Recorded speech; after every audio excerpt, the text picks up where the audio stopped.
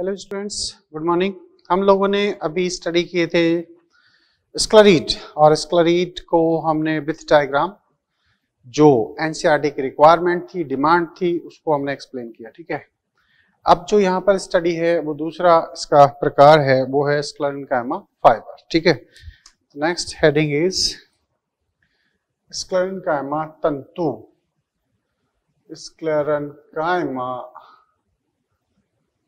Fibre, sclerenchyma तंतु। ठीक, sclerenchyma तंतु फाइबर। अब ये फाइबर होते कैसे हैं तो समझ लेते हैं कि ये कुछ इस तरीके से होता है, ऐसे। ठीक है, इनमें नैरो ल्यूमेन पाया जाता है,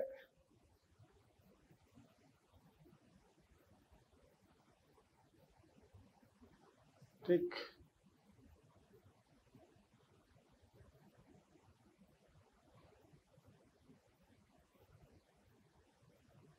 ठीक है। तो इसमें क्या है, ये लिग्निन है, ये इसका नैरो ल्यूमेन है,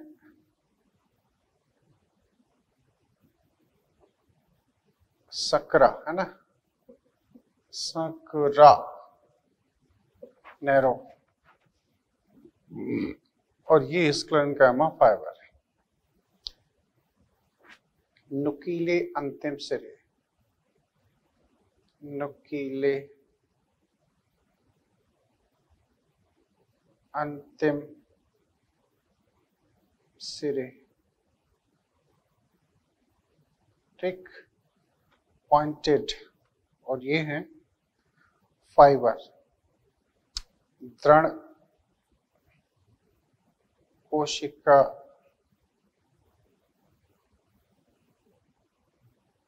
तंतु, ऐसे। अब ये बात हो गई स्क्लेरेन्काइमा तंतु। कह सकते हैं यह नुकीले अंतिम सिरा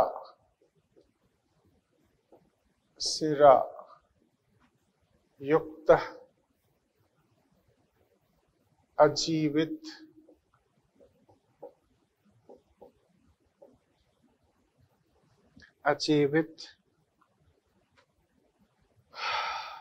लिग्निन युक्त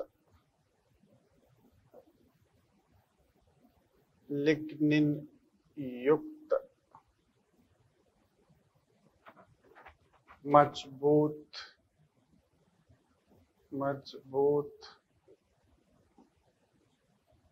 ऊतक हैं। ठीक है, जो यांत्रिक सहारा प्रदान करने के साथ साथ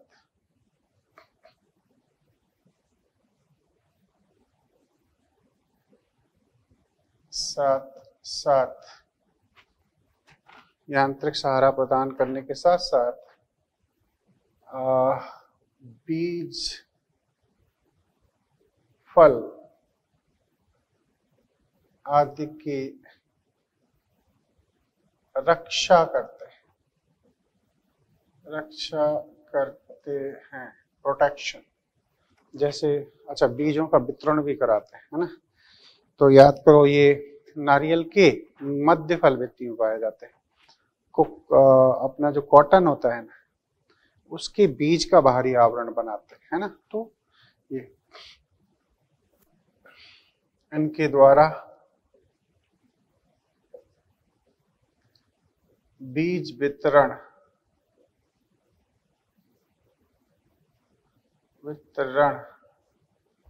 भी होता है।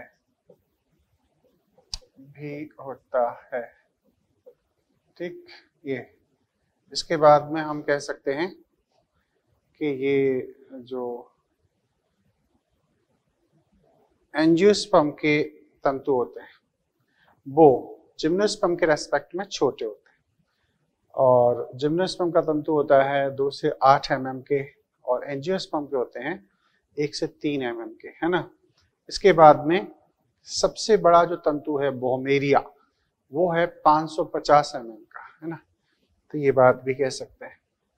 बीज वितरण भी होता है, जैसे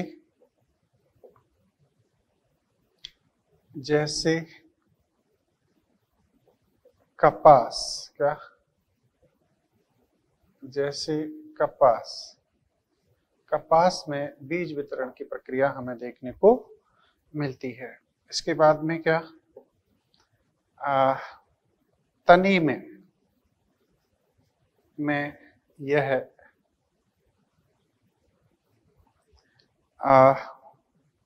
मुख्य तने की अक्ष के समानांतर व्यवस्थित होते हैं। तने में यह अक्ष के समानांतर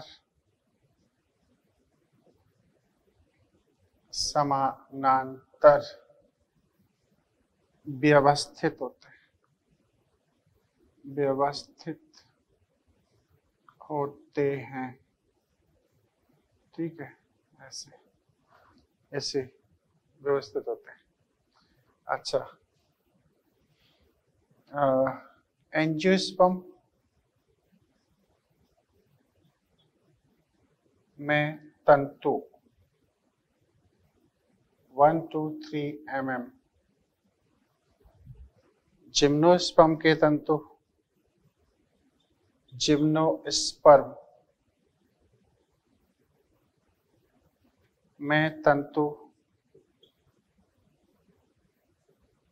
2 से 8 mm लंबे होते हैं। बोहमेरिया तंतु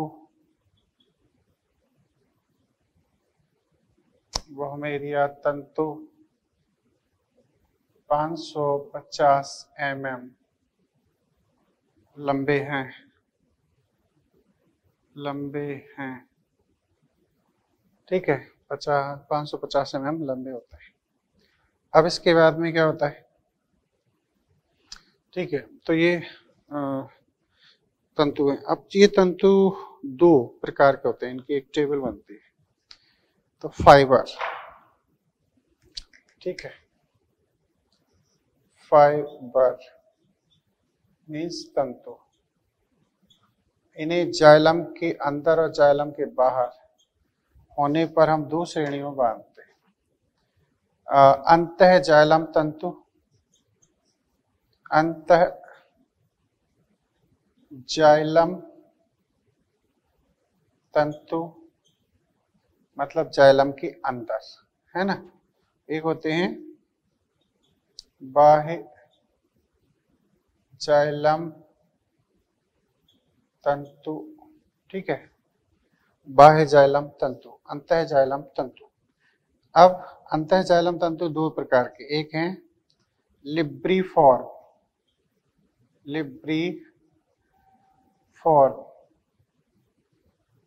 तंतु, दूसरे हैं ट्रैकीडियल तंतु,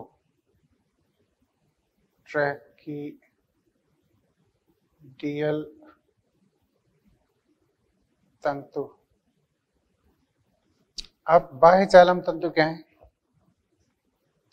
एक है सतही तंतु, 2 प्रकार के, एक है कपास तंतु, दूसरे हैं नारियल तंतु, कोकोनट फाइबर। इसके बाद में इसका जो सेकंड पार्ट है वो है बास्ट फाइबर या फ्लोएम तंतु, फ्लोएम या बास्ट तंतु। बास्ट फाइबर कहते हैं या हम इन्हें फ्लोएम के फाइबर कहते हैं। तो कहीं ना कहीं 3 प्रकार के हो जाते हैं। ये आपका एक तो हो गए वुड फाइबर, इन्हें हम वुड फाइबर भी कहते हैं, बास्ट तंतु भी कह सकते हैं, बास्ट तंतु के नाम से भी जानते हैं। ठीक है, ये चीज। अब हम एक एक करके इनकी स्टडी करेंगे। क्लियर? सबसे पहले हम ले रहे हैं ये जाइलम तंतु।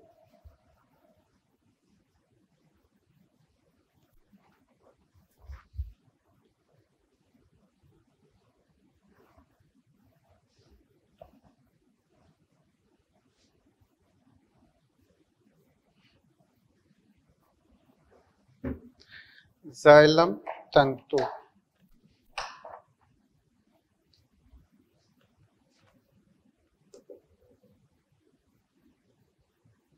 जाइलम तंतु ये कहें तो इंट्राजाइलरी फाइबर, अंतः जाइलम तंतु, यह जाइलम भाग में होते हैं, जाइलम भाग में उपस्थित, जाइलम भाग में उपस्थित। ठीक, ट्रू फाइबर है, सत्य तंतु हैं। इनमें लिग्निन उपस्थित होता है। ये शाखित हो सकते हैं, यह है शाखित अथवा अशाखित।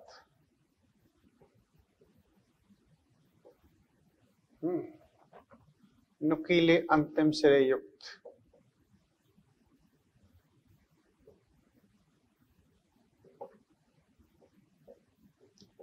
सिरा युक्त। ठीक, ऐसे ये 2 प्रकार के। पहला है लिब्रीफॉर्म। क्या?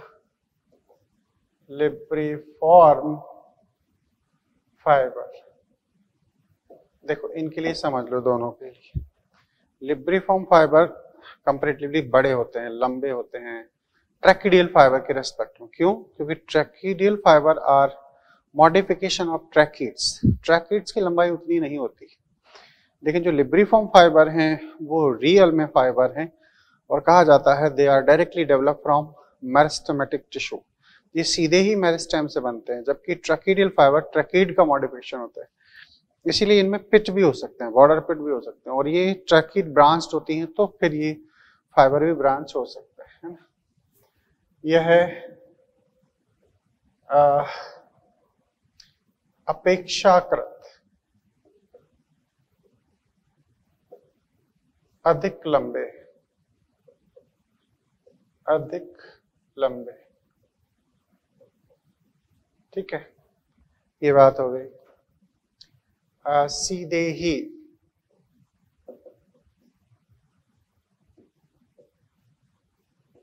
विभज्योतक से उत्पन्न, विभज्योतक से उत्पन्न, विभज्योतक से उत्पन्न होते हैं, होते हैं। ठीक है, विभज्योतक से उत्पन्न होते हैं। ओके, अब दूसरे हैं ट्रैकिडियल फाइबर।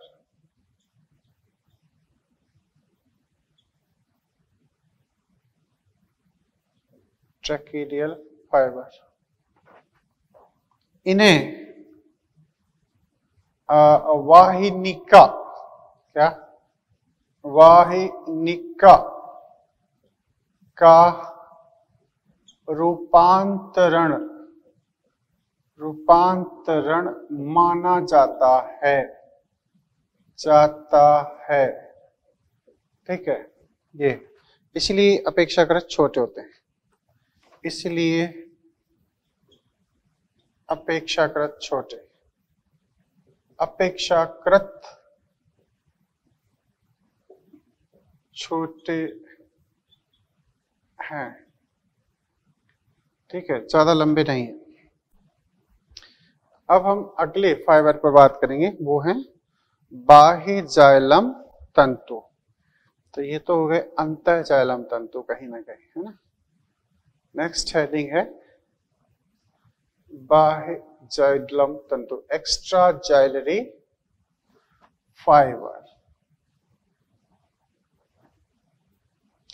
ऐसे बाह्य जाइलम तंतु,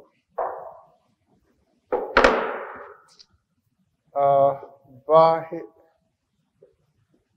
जाइलम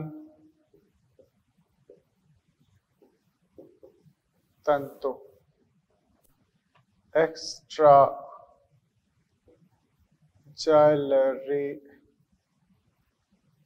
फाइबर। ठीक है, बाह्य जाइलम तंतु। अब ये क्या है, क्या कहानी है इनकी? तो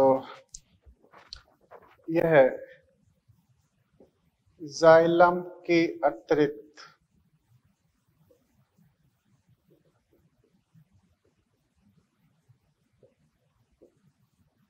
पौधे के किसी भी अन्य भाग में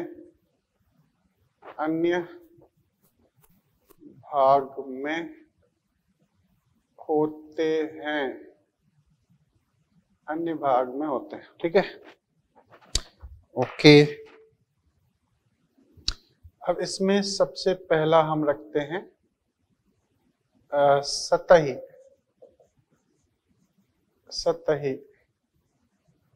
सरफेस तंतु। इसमें शब्द ही है, देखो ये एनसीईआरटी में सीधे सीधे नहीं है, लेकिन एग्जाम में आज भी ये क्वेश्चन बन के आ रहा है। सतही तंतु का मतलब है कि ये कहीं ना कहीं सतह पर है।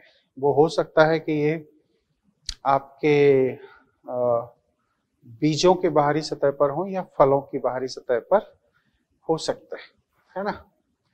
कह सकते हैं यह बीज अथवा फल की बाह्य सतह में होते हैं, उपस्थित। ठीक, अब इसका एक टाइप होगा, वो है कपास तंतु। कपास तंतु, कॉटन फाइबर, है ना। कॉटन फाइबर के लिए कहा जाता है कि भारत में इनका उत्पादन भी सबसे ज्यादा होता है और इनका यूज भी सबसे ज्यादा होता है ना। रुई, कॉटन फाइबर, इनका उपयोग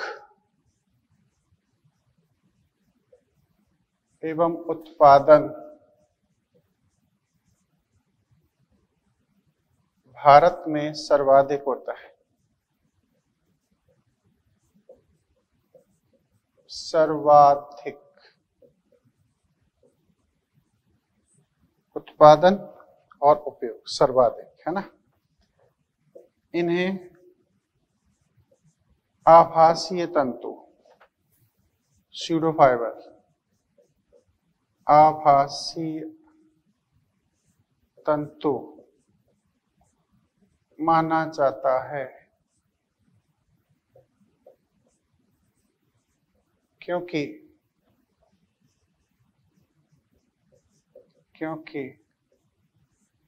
यह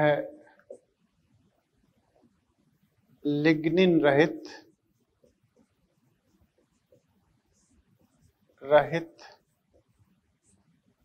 लेकिन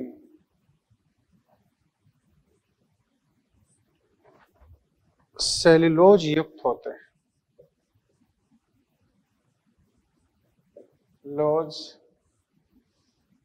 युक्त हैं, ठीक है, सेलुलोज युक्त होते हैं।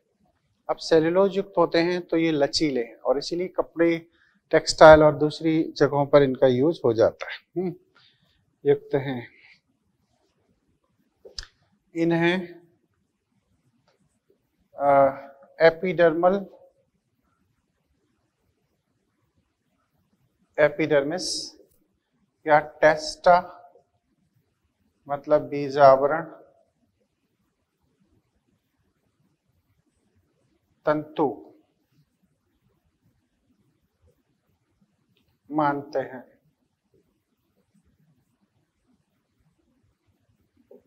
ठीक है, मानते हैं।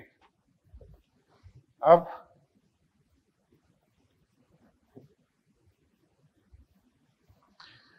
अच्छा, इनका काम क्या होता है? इनके द्वारा बीज वितरण होता है। यह बीज वितरण में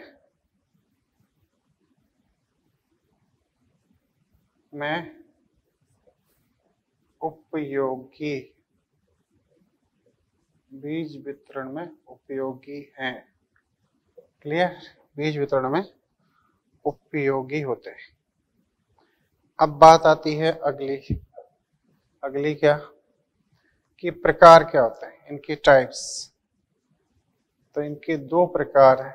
नंबर 1 लिंट, क्या? लिंट,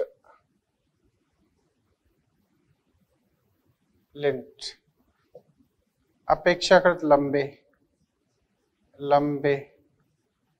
ठीक है, जैसे डायग्राम बना सकते हैं, जैसे ये बीज आवरण है, ठीक है, एक होते हैं लंबे, ठीक है, तो ये तो हो गए लिंट, और एक होंगे इसमें छोटे ऐसे,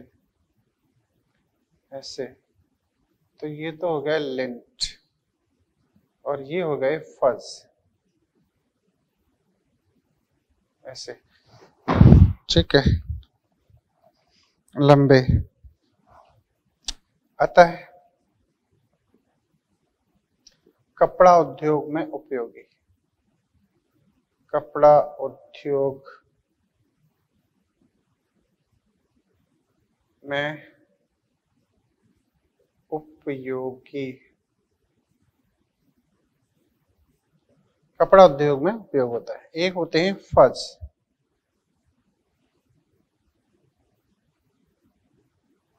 फज जो होते हैं ना, अपेक्षाकृत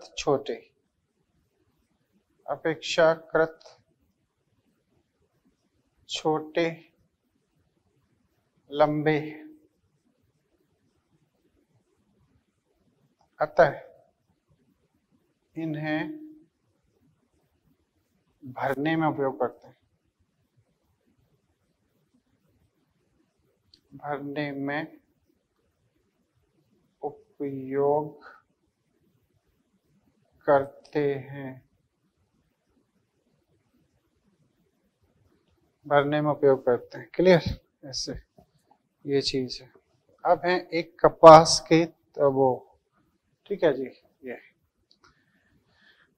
अब आते हैं नारियल तंतु। कौन से?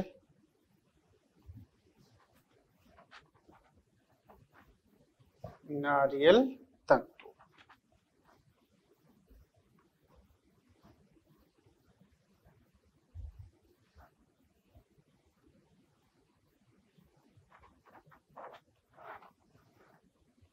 अगली कहानी है नारियल, कोकोनट तंतु।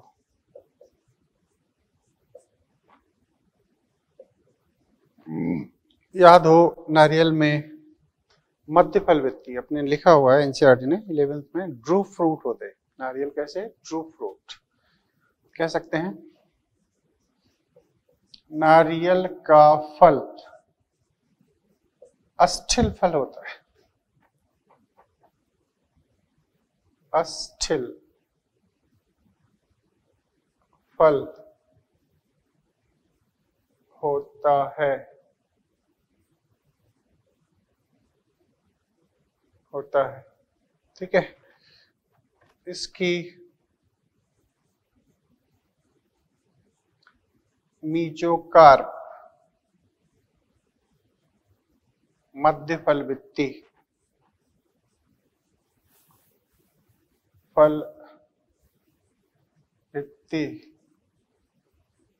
में लिग्निन युक्त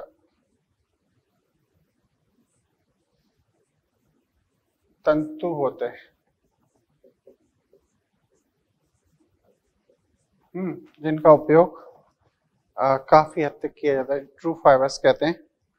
और कर्नाटक, केरल, तमिलनाडु, यहाँ पर काफी इंडस्ट्री लगाई गई हैं, इनसे नारियल से फाइबर ऑब्टेन किए जाते हैं और वहाँ कई चीजों का निर्माण किया जाता है, जिसमें रस्सी है, चटाई है, कई चीजों की फिलिंग की जाती है ना, टॉयज बनाए जाते हैं, तो ये सारी चीजें हैं। तो नारियल, ये हो गए सबके सब सतही तंतु। अब हम चलते हैं नेक्स्ट सेगमेंट में, मीन्स अब हम पढ़ने जा रहे हैं बास्ट फाइबर, क्या, फ्लोयम तंतु। नेक्स्ट है फ्लोयम,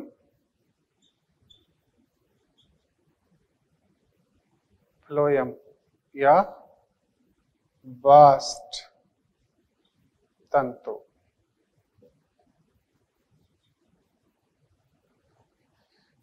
यह जाइलम तंतु की अपेक्षा अधिक लंबे होते हैं।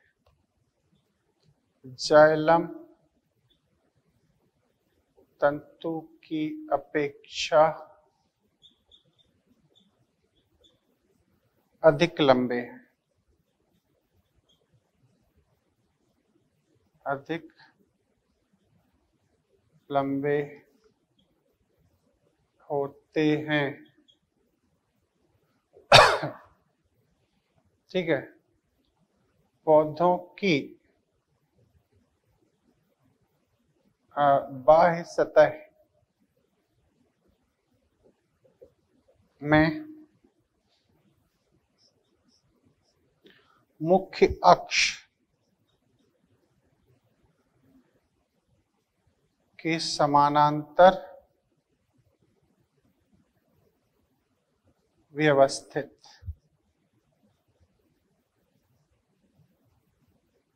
है ना। उदाहरण भांग, अलसी, गुड़हल, पटसन,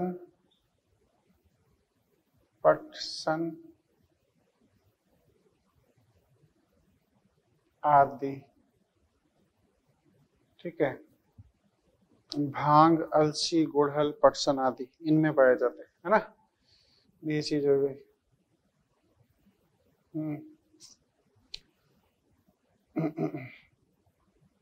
इनमें गर्त उपस्थित होते हैं,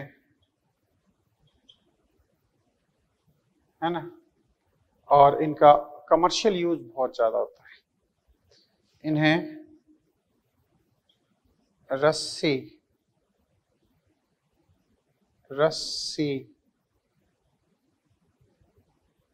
चटाई, खिलौना,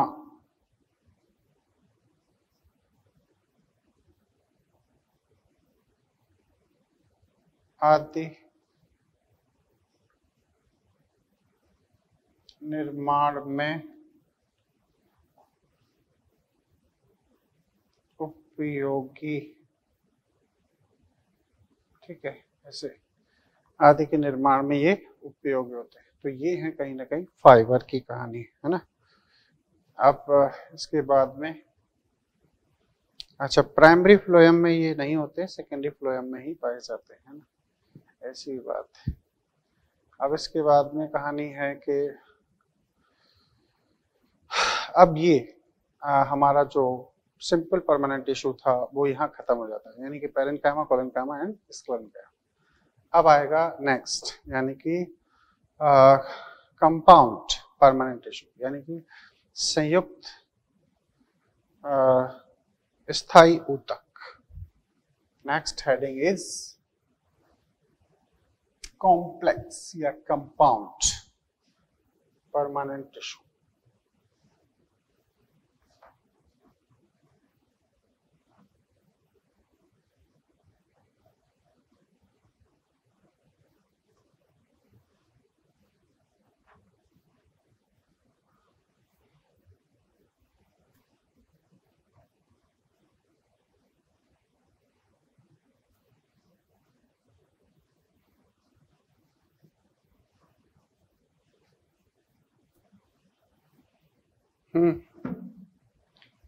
नेक्स्ट हेडिंग इज संयुक्त, मीन्स कंपाउंड स्थायी ऊतक।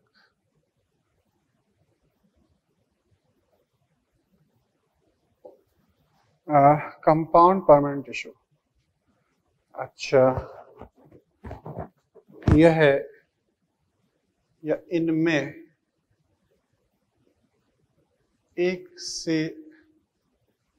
अधिक प्रकार की कोशिकाएं होती हैं। जैसे हम जालम की ही बात करें तो जालम में पैरेन्काइमा भी होगा, स्क्लेरेन्काइमा भी होगा, कि कोशिका होती हैं। अतः हेटेरोजीनस होते हैं, हेटेरोजीनस हैं। और वो कैसे थे? होमोजीनस। ओके, इन्हें कंडक्टिंग टिश्यू, इन्हें संवहनीय ऊतक माना जाता है, माना जाता है। क्यों? क्योंकि इनमें जल, खनिज और भोजन संवहन होता है। क्योंकि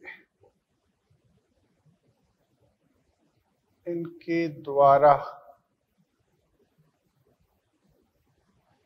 जल, खनिज, भोजन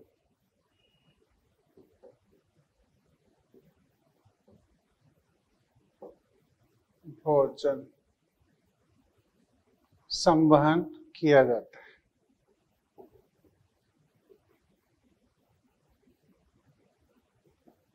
होता है, जल, खनिज, भोजन संवहन होता है। अच्छा, इनकी उपस्थिति क्या होती है? इनकी उपस्थिति होती है मेंबर ऑफ ट्रैकियोफाइट्स।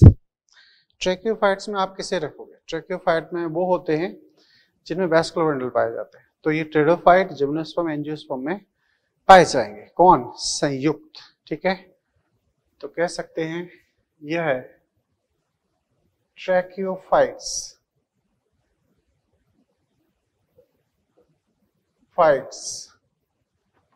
जैसे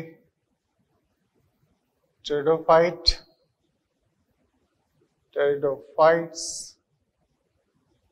जिम्नोस्पर्म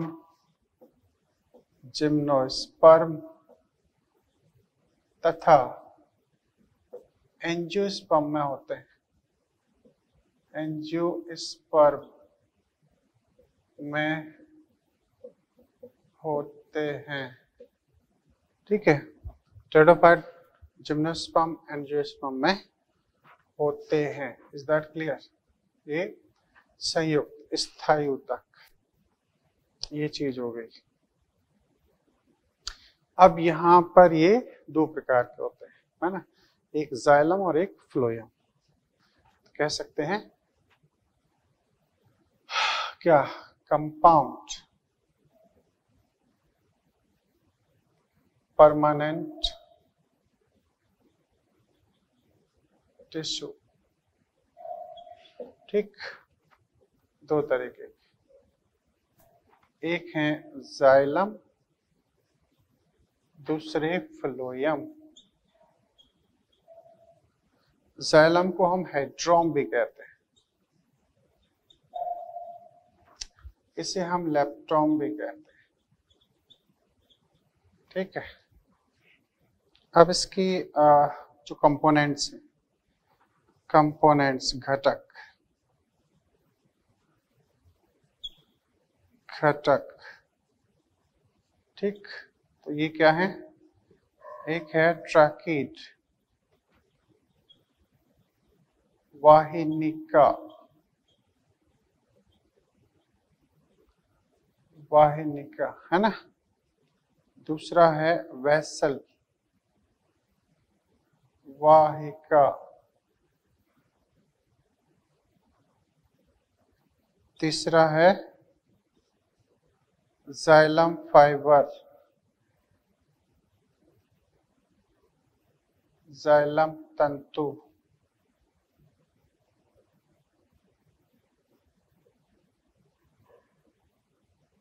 जाइलम तंतु, जाइलम पेरेन्काइमा, जाइलम मृदुतक। ठीक है, ये फिर दो प्रकार के होते हैं। एक है सरल जाइलम मृदुतक और दूसरे हैं अरीय या रे, जाइलम मृदुतक, रे मेटलरी रेज है ना। फ्लोयम में जो कंपोनेंट हैं वो चालनी तत्व, चालनी तत्व, सीव एलिमेंट।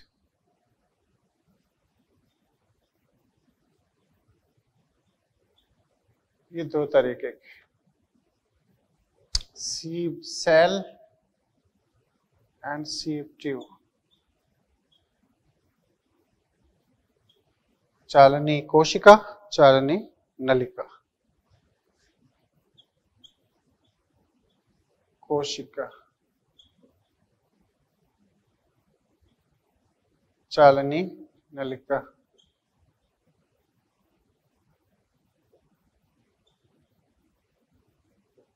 ऐसे। अब दूसरा है कंपेनियन सेल,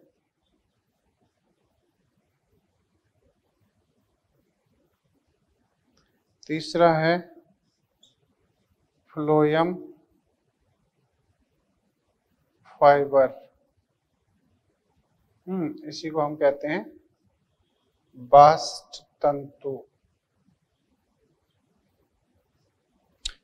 चौथा है फ्लोयम पेरेन्काइमा, पेरेन्काइमा, इसमें सिंपल फ्लोयम पेरेन्काइमा,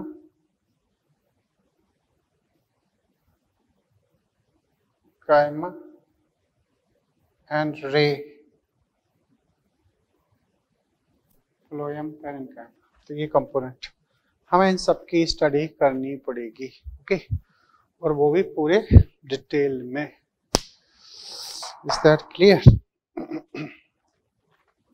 ऐसे तो ये है